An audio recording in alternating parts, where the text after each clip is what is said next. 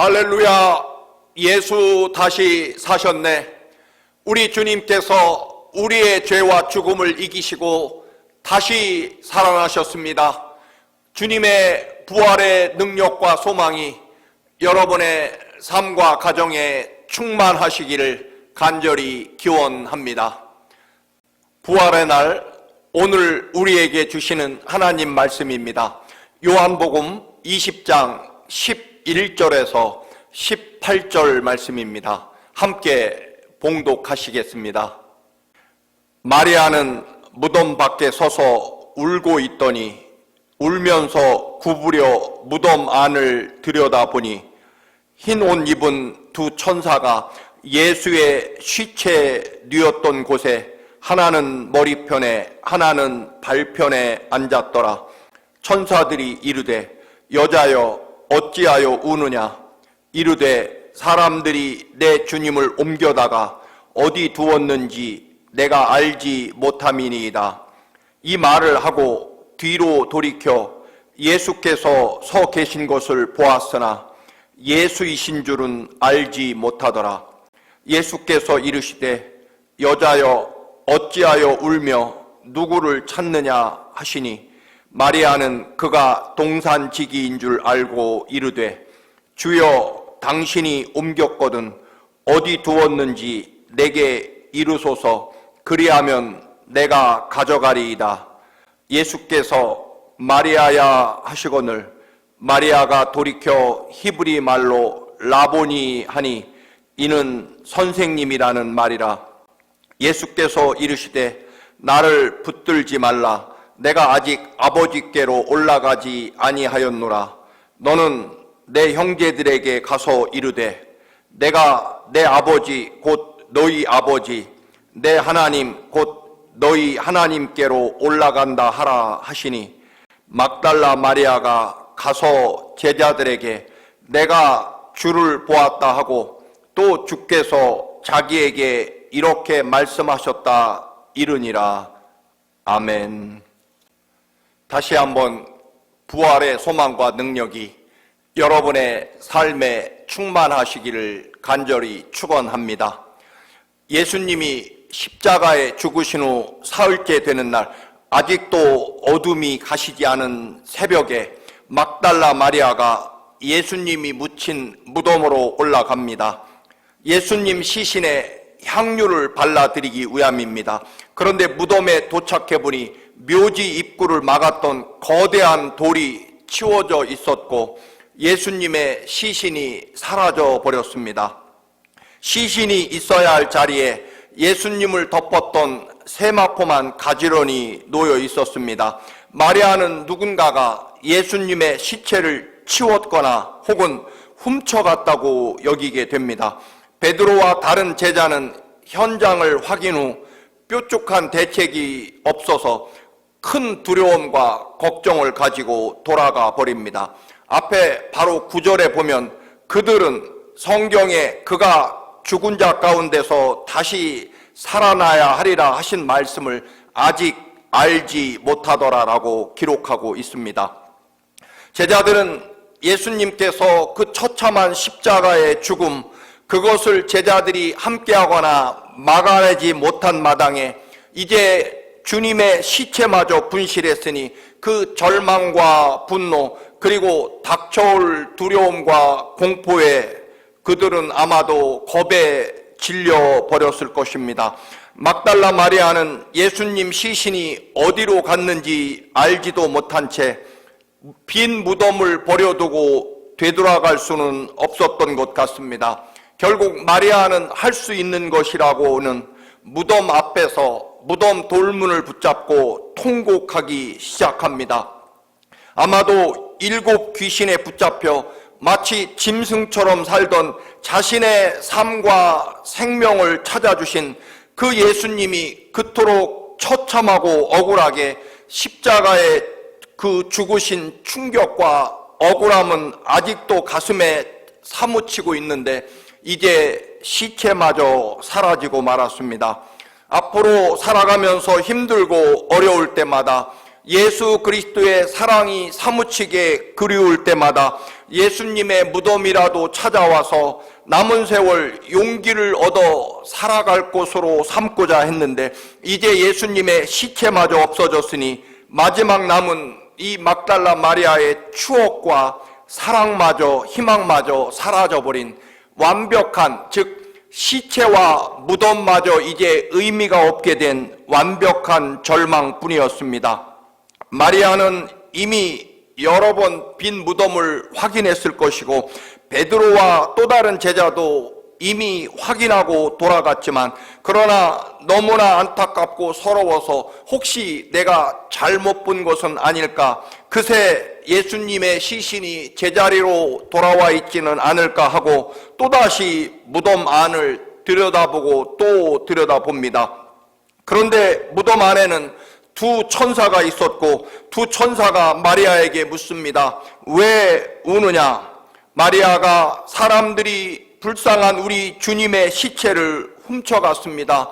제발 우리 예수님의 시신이 어디 있는지 알려만 주시면 제가 도로 가져오겠습니다.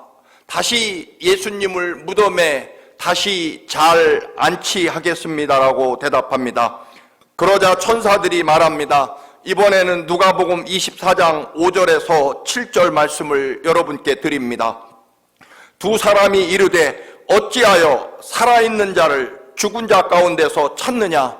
여기 계시지 않고 살아나셨느니라.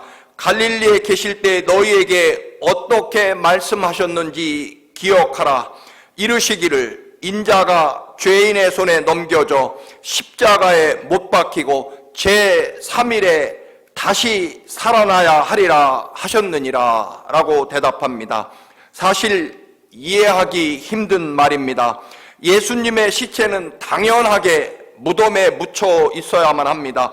그런데 천사들은 예수님이 죽은 것이 아니라 산 자라고 다시 말하고 있습니다. 마리아는 무덤에 온 이유는 예수님의 시신에 향유를 바르면서, 아마도 우리 한국식으로 표현한다면 이럴 것입니다.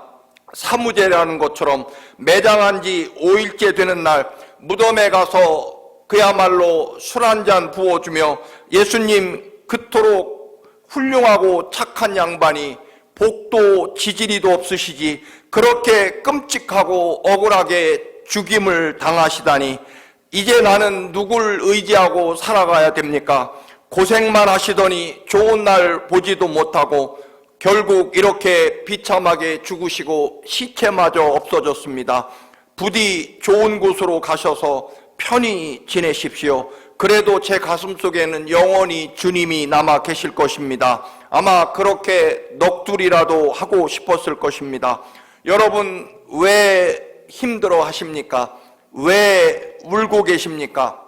그 이유는 아마도 내 생각대로 안 되었기 때문일 것입니다. 내가 원하는 인생이 내가 원하는 대로 이루어지지 않았기 때문이고, 때로는 내 생각과 내 고집대로 되지 않았기 때문일 것입니다. 주님은 시체로라도 무덤 안에 고이 계셨어야 하는데 시체가 없어져서 울고 있는 것입니다.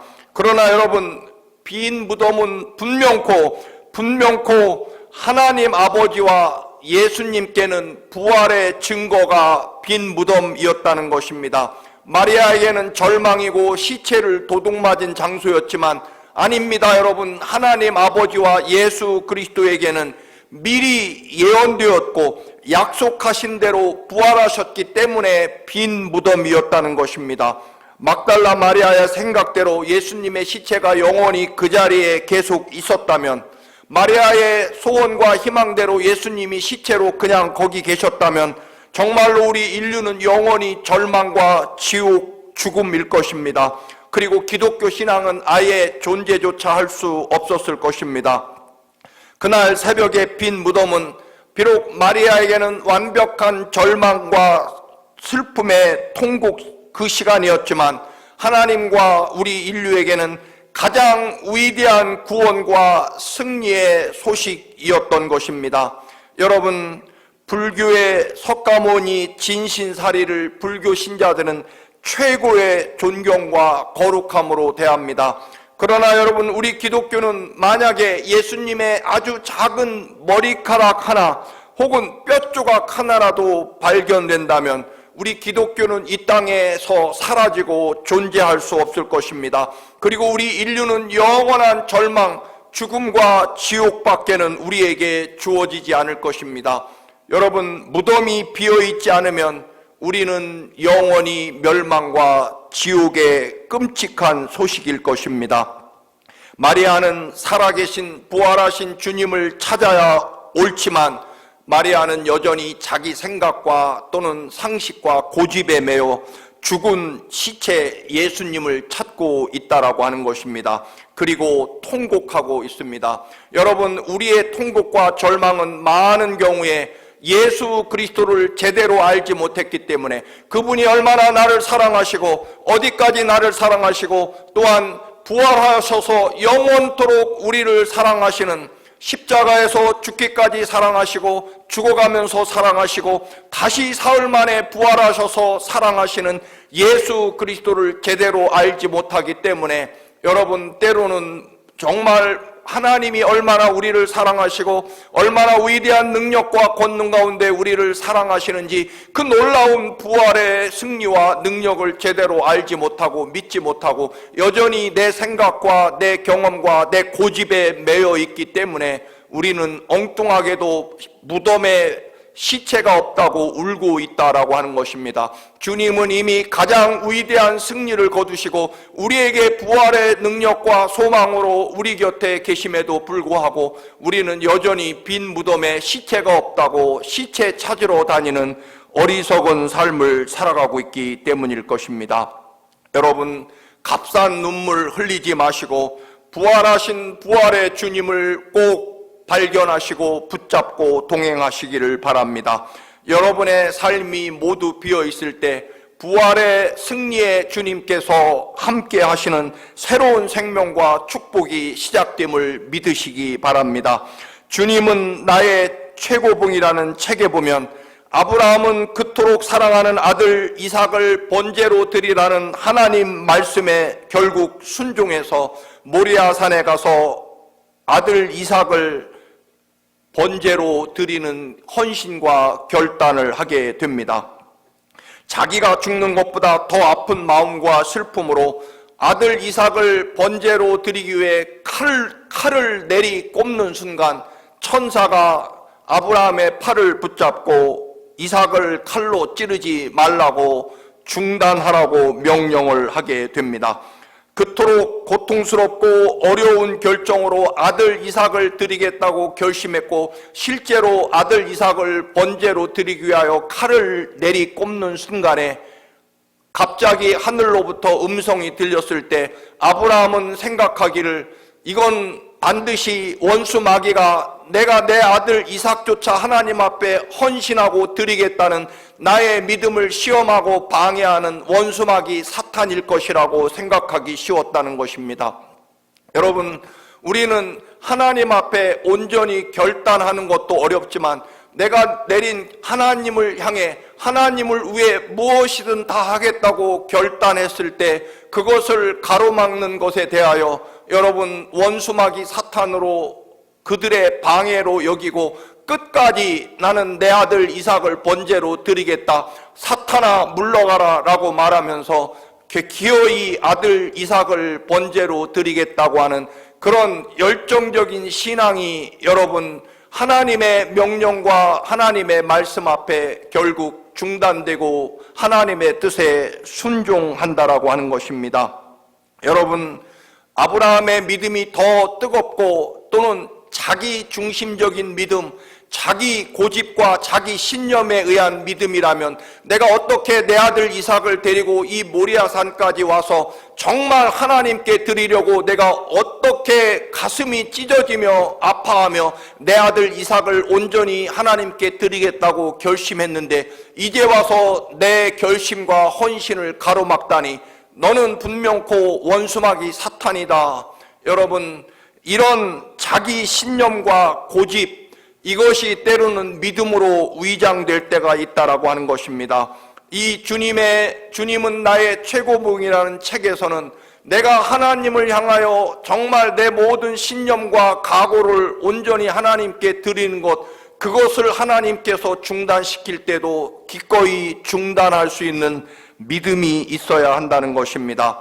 여러분, 다윗이 하나님의 거룩한 성전을 짓겠다고 자신의 모든 삶과 재산을 바쳐 거룩한 하나님 성전을 짓겠다고 할 때 하나님이 다윗에게 너는 성전 건축 준비만 하고 성전 건축은 너의 아들이 할 것이다. 내가 선택한 내 종이 하나님의 성전을 건축할 것이라고 할 때 다윗은 기꺼이 순종합니다. 내가 하나님 앞에 내 전 재산을 드려 내 생명과 삶의 모든 것을 드려 하나님 성전을 건축하겠다고 할 때 하나님이 그것을 막으실 때 다윗은 기꺼이 순종했다라고 하는 것입니다. 여러분, 내 믿음이 아닙니다. 혹은 내 신념과 고집이 하나님께 반드시 드려져야 된다는 이런 뜨거운 신앙조차도 때로는 하나님의 뜻에 철저하게 복종하고 순종하는 것이 바로 온전한 하나님에 대한 믿음이라는 것입니다. 자기 고집과 감정 혹은 자기 신념에 가리면 주님을 알아보지 못합니다. 정욕과 슬픔의 함정에 빠지면 주님을 만날 수 없습니다.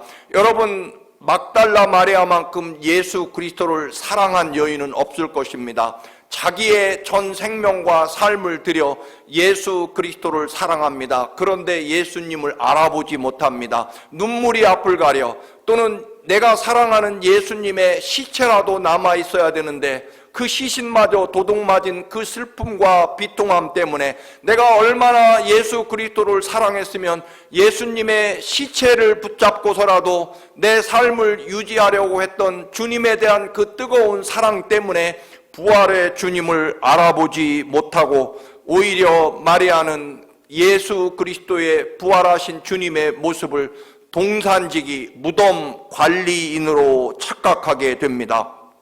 사랑이 없어서가 아니라 사랑이 너무 많아서 부활하신 예수 그리스도의 약속과 그리고 그 주님의 말씀을 제대로 알아듣지 못하고 여전히 자기 상식, 죽으면 끝이라고 하는, 그리고 시신이라도 붙잡고 내 마지막 인생 희망을 삼겠다고 하는 그런 인간적인 열정과 열심이 중단되어야 한다는 것입니다.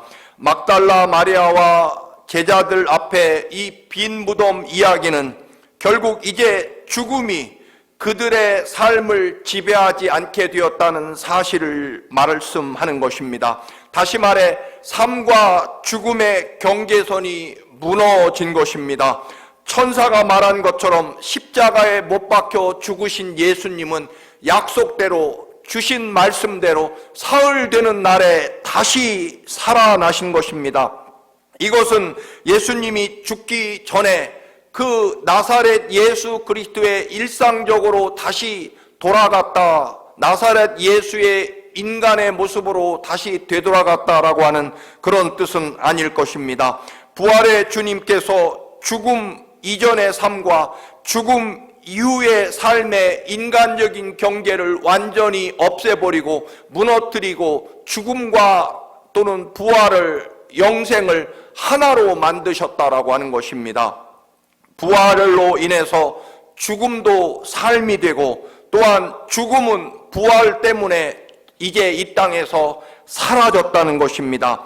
부활의 뜻은 죽음이라고 하는 것이 죽어버렸다. 그래서 이 땅에 죽음은 다시는 존재하지 않는다. 그래서 이제 주님에게 있어서 죽음은 곧 부활이 되었고 죽음과 부활은 이제 하나가 되어서 이 땅에는 이제 오직 부활과 영원한 생명만이 존재한다라고 하는 것입니다. 세상에서 죽음이라고 하는 것은 저주일 것입니다. 다른 사람보다 조금 더 일찍 죽으면 하늘이 무너질 것처럼 혹은 저주받은 것처럼 불안해하고 슬퍼하는 것이 사실입니다. 세상에서 벌어지는 모든 타락한 삶의 태도는 결국 다른 사람보다 조금 더 오래, 조금 더 많이 누리고 그리고 더 행복하게 살려고 하는 욕망에서 나올 것입니다. 한마디로 죽기 싫어서 그렇게 삶을 좀 더 부유하고 또한 평안하게 오래 누리려고 한다는 것입니다. 여러분, 동네 마을에서 친구들과 땅 따먹기 놀이에 빠진 아이들, 그러나 저녁 때가 되어 어머니가 부르면 빼앗은 땅을 다 버리고 각각 자기 어머니 품으로 집으로 돌아가야만 합니다.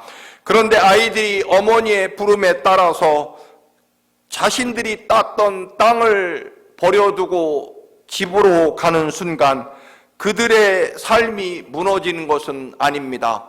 다만 동무들과 놀던 땅 따먹기 놀이가 끝났을 뿐이지 집으로 돌아가면 손을 깨끗이 씻고 어머님이 풍성하게 정성을 다해 차려놓은 맛난 저녁 식사를 배불리 먹고 엄마 아빠와 함께 따스한 정과 사랑을 나누는 아름다운 그런 가족의 삶을 누리게 되는 것입니다.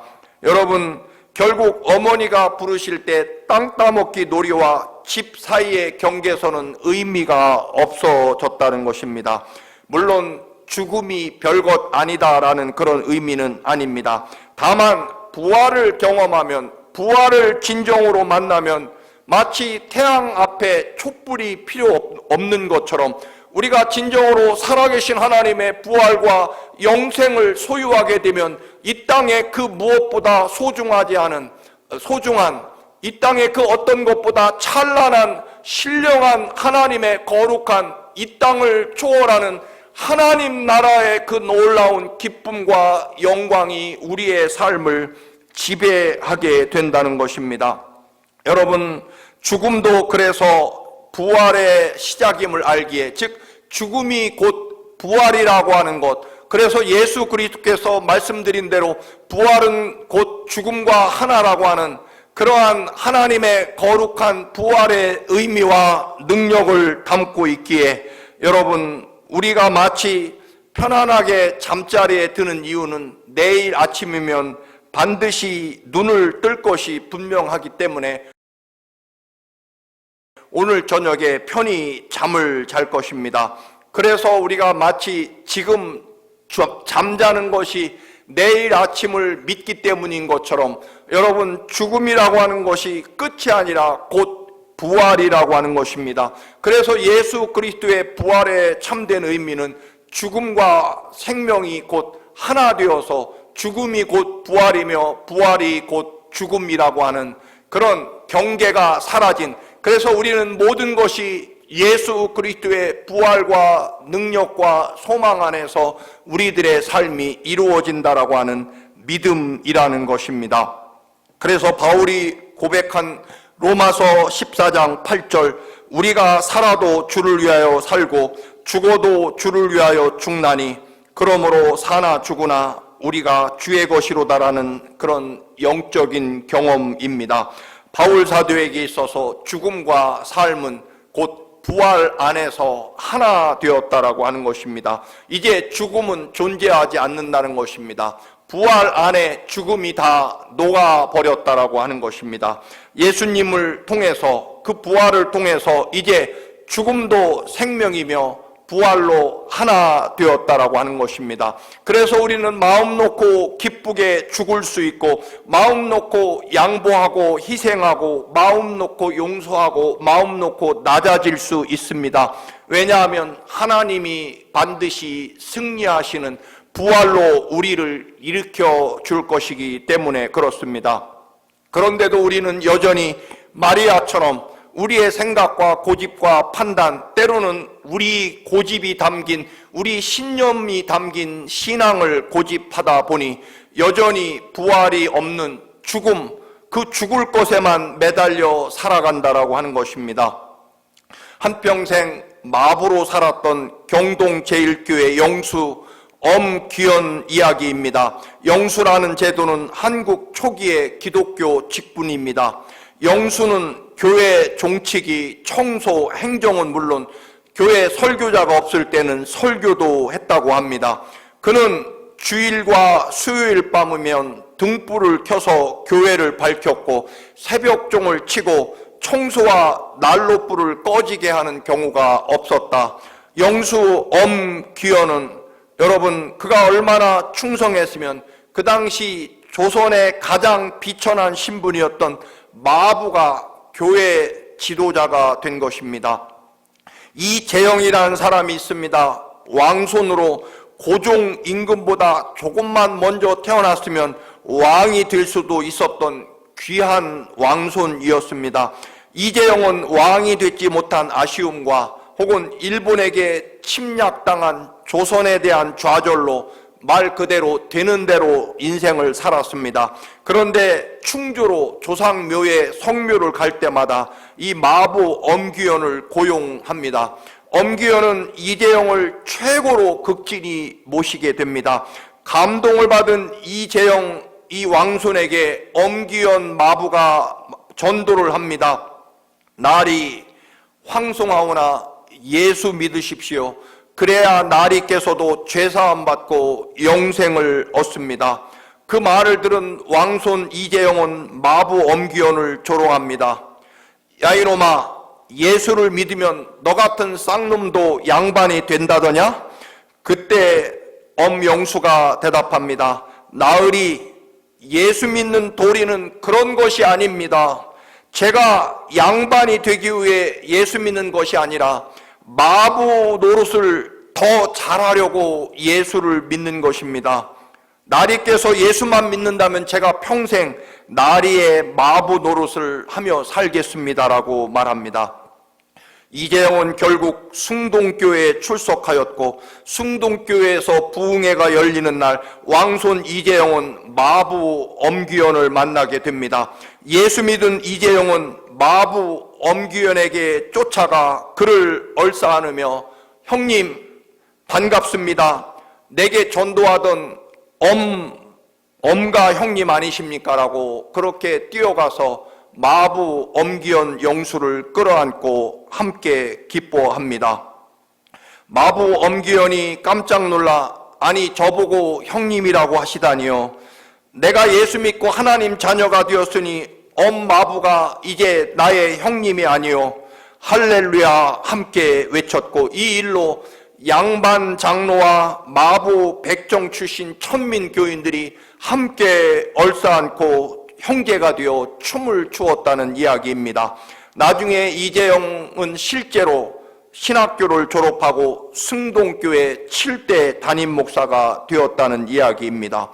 이 긴 이야기를 드리는 이유는 부활이라고 하는 것은 그리고 예수 그리스도를 믿는다라고 하는 것은 우리에게 가난하다가 돈을 많이 벌게 하고 잘 살게 해주고 낮은 지위에서 출세한다는 그런 이야기가 아니라 이 땅의 그 어떤 것과도 비교조차 할 수 없는 영원한 하나님 나라의 그 놀라운 은혜와 능력, 신령한 부활의 소망과 능력이 내 삶을 지배하게 되는 것, 그 부활의 기쁨과 영원한 영생의 소망이 내 생명과 삶에 가득 채워서 그 어떤 것이든 무엇이든 감사하고 기뻐하는, 왜냐하면 나를 위해 십자가에 내 대신 죽으신 예수 그리스도의 사랑하심과 그 죽음을 이기고 다시 살아나신 그 주님이 내 삶의 최고의 기쁨이 되는 것, 그것이 진정한 부활 신앙이라는 것입니다. 그래서 마부 노릇 더 잘하려고 예수를 믿습니다라는 고백과 예수를 만나고 나니 하늘 같은 왕손의 지위, 자존심, 그런 세상 신분이 분토와 같이 여겨지고 천한 마부를 형님으로 모시며 신앙의 스승으로 엎드리는, 그래서 함께 마부와 왕손이 어깨동무를 하며 할렐루야 거룩하신 하나님 앞에 형제 자매로 춤을 출 수 있는 그런 놀라운 역사와 믿음을 갖게 되는 것, 그것이 부활의 신앙이라는 것입니다. 주님 앞에 우리의 그 어떤 죽음도 존재하지 않고 오로지 영원하신 하나님 나라의 부활만이 우리에게 존재하기에 어떤 죽음의 자리도 기쁨과 감사함으로, 왜냐하면 죽음은 곧 부활이 되었기 때문에 예수 그리스도의 부활의 승리와 능력이 우리의 삶에 이토록 놀랍게 기쁨으로 세상 그 모든 것과 바꿀 수 없고 비교할 수 없는 찬란한 하나님의 신령한 은혜와 기쁨으로 가득 채워지는 이 놀라운 부활의 승리와 능력이 여러분의 삶에 충만하시기를 주님의 이름으로 간절히 축원합니다. 할렐루야.